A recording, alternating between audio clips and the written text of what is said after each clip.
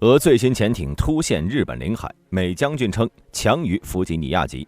没钱了，俄军削减伤兵补偿款。一场大戏，俄最大电影厂向俄军捐赠坦克。CIA 局长要换人，又是川普铁粉。美军在中东遭遇多次攻击，无人伤亡。俄再次拒绝和谈，到底是谁在破坏和平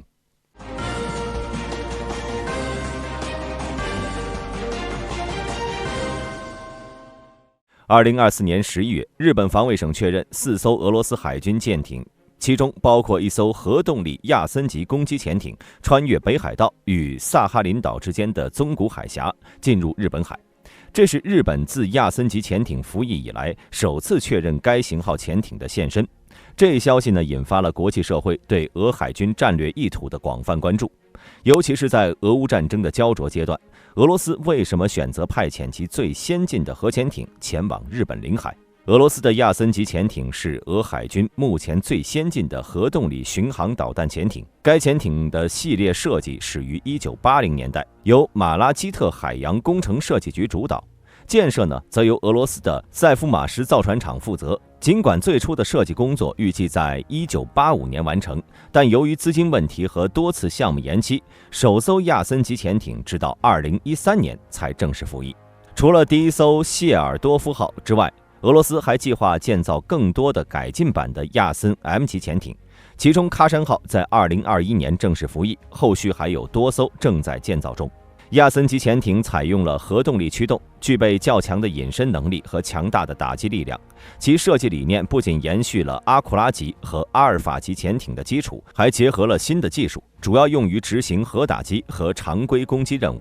而不仅仅是反潜作战，使得亚森级潜艇在战略上具备更大的灵活性和威慑力。值得一提的是，由于苏联解体以及俄罗斯长期的经济问题，亚森级潜艇的建造过程经历了多次推迟和重启，但其最终的投入使用标志着俄海军在潜艇技术上的一项重大突破。亚森级潜艇的设计具备一系列显著的特点。首先，潜艇搭载了一座新一代的核反应堆，这种第4代核反应堆被认为能提供长达25到30年的核燃料使用寿命，而无需进行中途加注。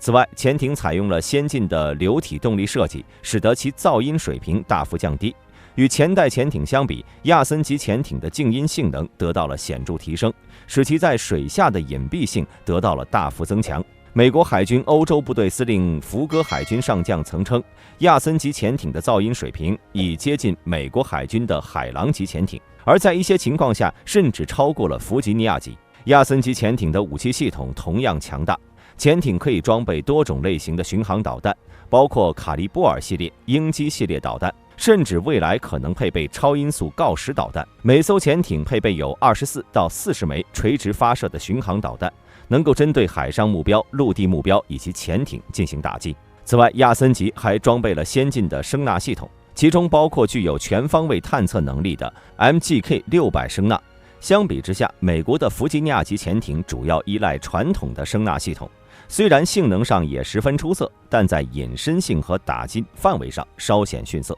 在对比其他同类潜艇时，亚森级无疑具有较为独特的优势。例如，与阿库拉级潜艇相比，亚森级更注重多用途作战能力。除了具备强大的反潜能力外，它还能够执行攻击地面目标和执行战略打击任务。虽然阿库拉级潜艇更侧重于猎杀敌方潜艇和战舰，但亚森级潜艇的多样化作战能力使其在现代海战中具备更高的战略价值。然而，亚森级潜艇也并非没有缺点。虽然在静音性和打击能力方面相较于前代潜艇有显著优势，但亚森级的建造成本非常高。第一艘亚森级潜艇的建设成本约为50亿卢布，这对俄罗斯海军的预算构成了不小的压力。尤其是在俄乌战争背景下，俄罗斯几乎已经暂停了所有和战争无关的军事项目，所以这次出现在日本领海外的亚森级应该是俄乌战争前制造的。此外，尽管该潜艇的技术相对先进，但与美国海军的弗吉尼亚级潜艇相比，亚森级的可靠性和维护能力仍然存在一定差距。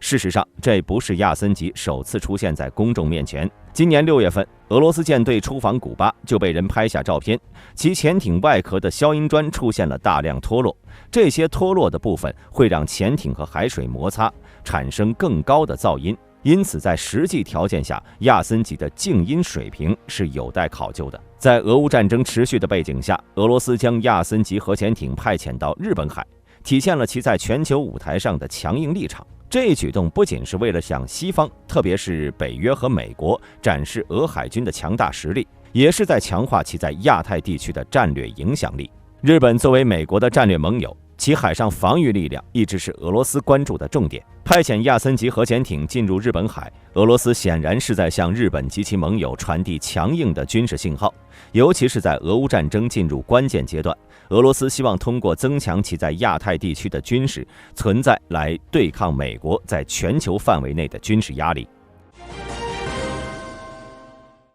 俄军的财政困境已经逐渐显现，战争中的巨大开支让俄罗斯军方面临财务压力。最近，俄罗斯政府出台了一项新政策，调整了对战斗伤亡军人的赔偿标准。此前，所有受伤的士兵，无论伤势轻重，均可获得高达300万卢布的赔偿。但现在这一标准有所调整，根据新的规定，伤势较轻的士兵只能获得约10万卢布的赔偿，有明显伤势但能康复的，却只能获得100万卢布。伤势严重到无法恢复的士兵，最高才可以获得300万卢布。这一改变迅速引发了广泛的批评，尤其是许多支持俄罗斯的 Z 频道和军事评论员表示，这是财政压力下的无奈之举。一位名为军事情报员的评论员指出，政府选择削减较轻伤员的赔偿金额，而不是增加对重伤员的补偿，这种做法呢，显得极为不公。另一位评论员称，曾经的无条件慷慨已经结束，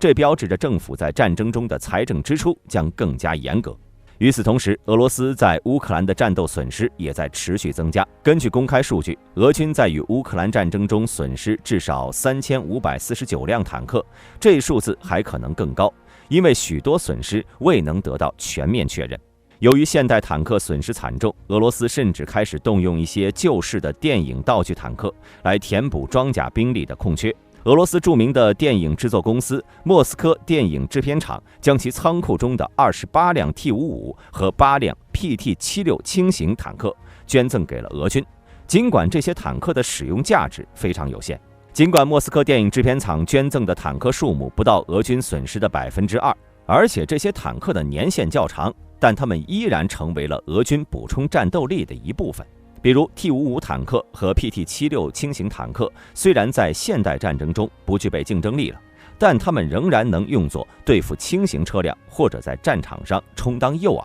然而这一切呢，都说明了一个更加严峻的现实：俄罗斯的军费开支已经到了极限，连过去所依赖的重型装备都不得不从陈旧的仓库中寻找补充。俄军目前的财政状况也反映了在俄乌冲突中持续的高强度战争和国际制裁对其国防预算的沉重压力。随着坦克和其他装备损失的不断增加，俄罗斯将不得不在未来更多的依赖于过时的武器系统，并且寻求通过非常规方式弥补战力缺口。这些迹象无疑表明，俄罗斯的军事能力在逐步衰退。而为了应对这一局面，俄罗斯政府不得不做出更加艰难的财政决定。与此同时，战斗中的伤员赔偿政策的调整也反映出俄方在资源有限的情况下，如何在维持军力的同时尽量控制开支。尽管这种做法引发了不少不满和争议。特朗普当选总统后宣布，他将任命约翰·拉特克里夫为新一届政府的中央情报局局长。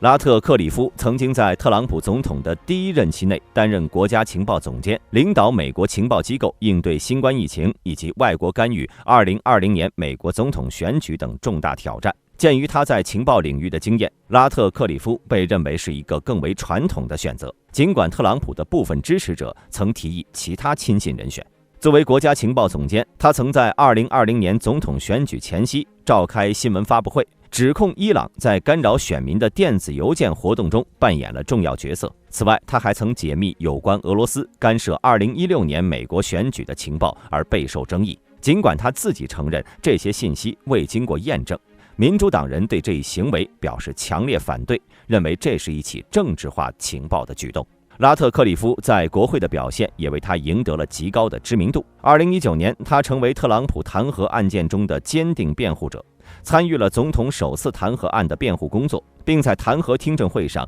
严厉质询证人。在特别检察官穆勒就俄罗斯干涉2016年大选的调查作证时，拉特克里夫也表现得异常激烈，直言不讳地批评穆勒报告的内容。尽管最终成功获得了国家情报总监的位置，但他的履历曾一度遭到质疑。在特朗普提名他替代丹科茨时，民主党公开质疑他缺乏足够的资历，而多家媒体也报道了拉特克里夫可能夸大自己作为德州联邦检察官的经历。在经历了长达5天的撤回提名后，拉特克里夫再度被提名，最终在2020年5月获得参议院的确认。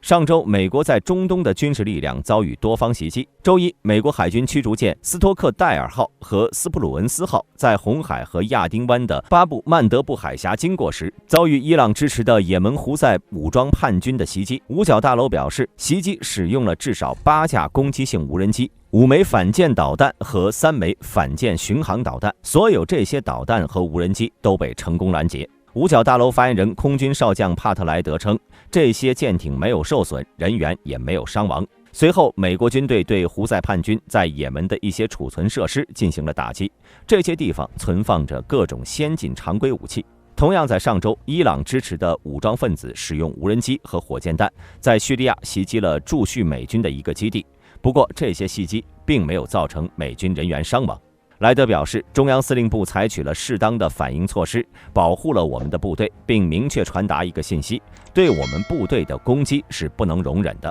不过，美国并没有透露是哪支武装团体发动了这些袭击，也没有具体说明美国的报复目标。中央司令部表示，美国对这次袭击作出反应，打击了叙利亚境内与伊朗相关团体有关的2个地点，共打击了9个目标。莱德补充道，中央司令部早在10月中旬就曾进行过类似的打击，而这次的反击是针对胡塞叛军袭击美国军舰和美军目标的回应。过去1年，胡塞叛军几乎持续骚扰红海的商船和军舰，尤其是在以色列和加沙冲突之后。目前大约有900名美军驻扎在叙利亚，作为国际联军的一部分，主要任务是与当地的非法武装分子作战，并计划在未来2年里逐步结束。俄罗斯外交部发言人扎哈罗娃在11月13号表示，西方官员在乌克兰问题上的所谓和平愿望都是谎言。他强调，只有西方停止向乌克兰提供军事援助，才有可能实现和平。